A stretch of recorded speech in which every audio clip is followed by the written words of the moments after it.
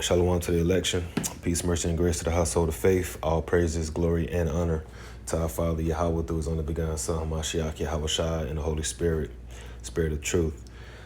I want to do this quick lesson on wax. I was in the spirit. I was just leaving the laundry mat.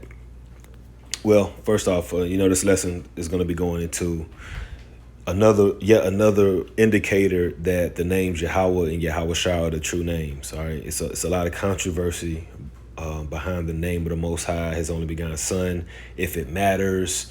The true name. Is many names out there, and these are just stumbling blocks that the Lord set up, because it's written by the prophet Isaiah that surely thou art a God or a power that hideth thyself. And one of the ways the Most High hides Himself is His name. His name is very holy. Hallowed be thy name. It's a holy name. It's a powerful name. It's a name of a reputation. The Most High has hidden His name. He's hidden the truth out of the earth. The Son has been hidden. The true image of the Son has been hidden. And these things are being revealed because we're in the last days. This is the unveiling, the peeling back of the layers of truth being revealed in preparation of the kingdom of heaven being established, and all these falsehoods and lies being done away with. It's straight abolished, right? And another way that we know the name Yahweh and Yahweh Shai is the true names because He have sent prophets. Just that simple. He have raised up prophets in Babylon that have been diligently professing these names nonstop and prophesying in these names. And as these things are coming to pass, that's how we know that these are the names. So with that being said, I'm going to give the account that just happened, that I just witnessed, that made me want to do this. And we're going to get a couple scriptures. This is Jeremiah 28:9. We'll start at 28:8. It says, the prophets that have been before me and before thee of old prophesied, both against many countries and against great kingdoms, of war and of evil and of pestilence. So this is what prophets prophesy of. The true prophets prophesy against kingdoms, and they prophesy of evils because these things are coming up from the Lord. So they're set up as a mediator, a mouthpiece to convey the message. Verse 9, it says, the prophet which prophesieth of peace, when the word of the Lord of the prophet shall come to pass, then shall the prophet be known that the Lord have truly sent them.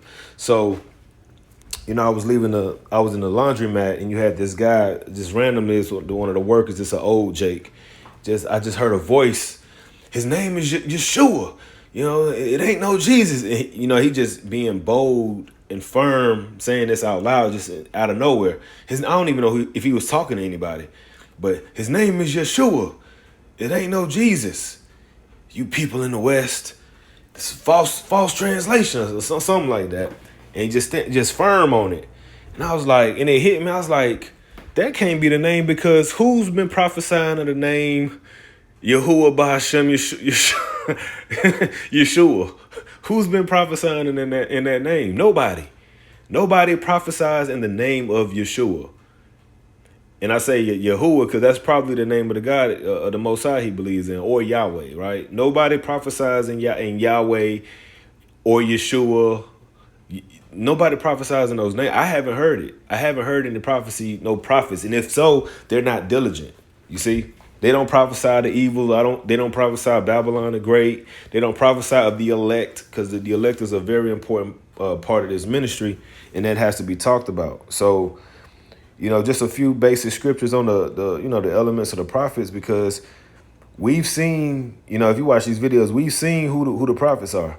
The ones who are out there no matter the weather, every single day. You know what I mean? Always doing lessons, always speaking and coming in those names. Yeshua don't have people coming in those names, man. They don't. Not diligently. Again, this is Luke 1:7. It says that he spake by the mouth of his holy prophets, which have been since the world began. Right. And if the prophets have been since the beginning, then they're going to be here in the end in Babylon the Great. That's why it says in Revelation 18, once Babylon is destroyed in this chapter, it's a future prophecy that what? Revelation 18 and 20, rejoice over her, thou heaven, and ye holy apostles and prophets, for God have avenged you on her. To see the apostles and prophets are going to rejoice once Babylon gets destroyed, because they will be here. They would be in it prophesying against her, right? And when it come to pass, then what? People would know, damn, there were actually prophets. That God actually sent men and they were right. This is Ezekiel 33 and 33. It says, and when this cometh to pass, lo, it will come.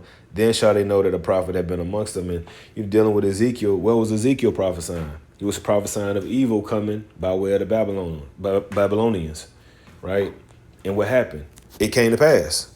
Let's see. Let's just type in, what did Ezekiel prophesy? What did Ezekiel prophesy in the Bible? And did it come to pass?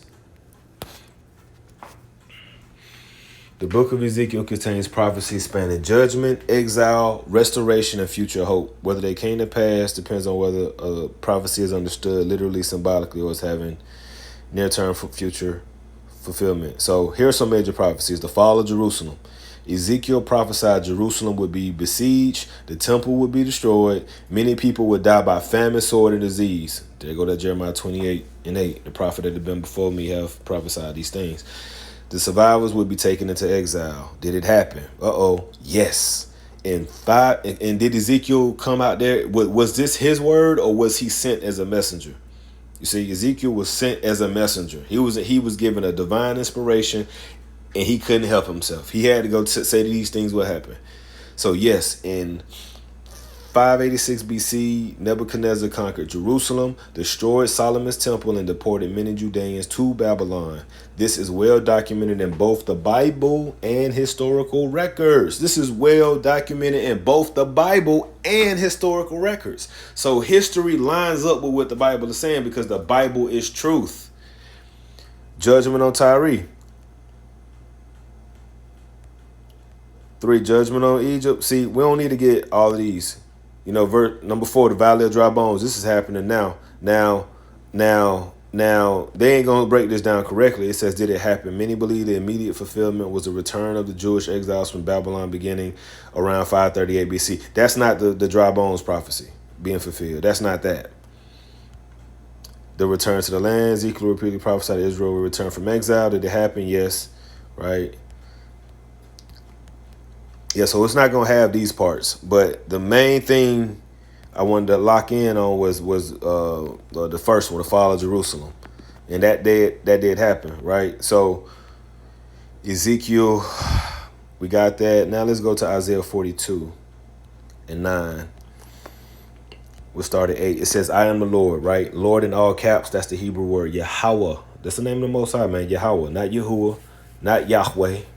All right, it says, this is my name, and my glory will I not give to another, neither my praise to graven images. So if somebody coming out there in another name and saying something gonna come to pass, that shit ain't coming to pass. That's why it don't come to pass. That's why they don't prophesy. Yahweh ain't got no prophets out here, man. Yahweh's prophets ain't diligent. They might show up every now and once in blue moon and they ain't prophesying. They asking for donations. You see? Verse 9, behold, the former things are come to pass, and new things do I declare. Look at this. Before they spring forth, I tell you of them. I tell you of them. How does he tell us of them? Going back to Luke 1 and 70. As he spake, the Most High, talking about the Most High is the he.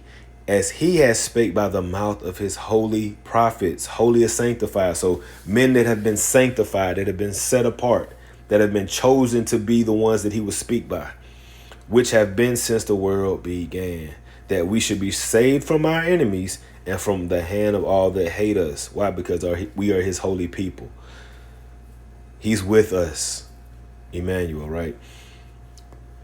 Verse 72, to perform the mercy promised to our fathers and to remember his holy covenant, the oath which he swore to our father Abraham. Ooh, our father. Come on, man.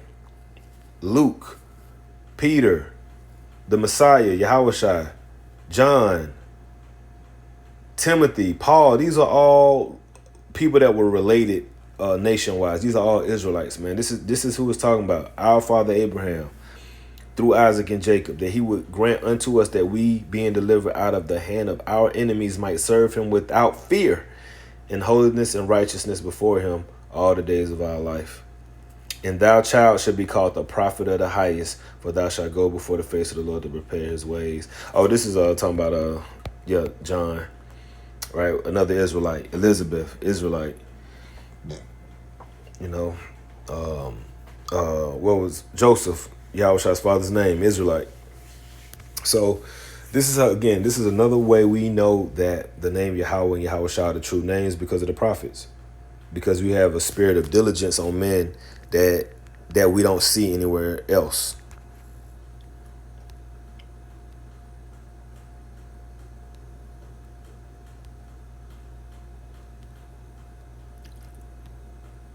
Second Peter 1:10, wherefore the rather, brethren, give diligence to make your calling and election sure, for if you do these things, you should never fall.